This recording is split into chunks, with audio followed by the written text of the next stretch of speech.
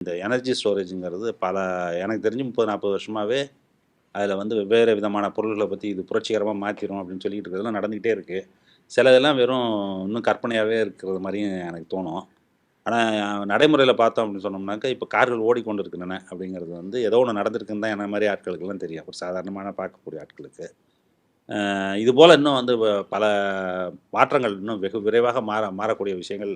அதுக்காக தான் இவ்வளோ பெரிய ஆய்வுகள் பல இடங்கள்ல நடக்குதுன்னு நெனைக்கிறேன். ஒரு சில ஆய்வுகள் தான் வந்து ஒரு தலைகீழா ஒரு புரட்சி. அதான் நீங்க சொன்னீங்கல்ல, புரட்சின்னு ஒரு வார்த்தை சொன்னீங்க. ஆமா. ரொம்ப நல்ல வார்த்தை ஆ. ஆக்சுவலா அது. சில ப்ராடக்ட் டெவலப்மெண்ட் தான் அந்த மாரி வந்து தலைகீழா தலைகள மாத்த மாத்தும். மாற்றும். ம். அப்படி ஒரு ப்ராடக்ட் வந்து பேட்டரி. பேட்டரி. அதுதான் ம். அதுதான் சொன்னாரு.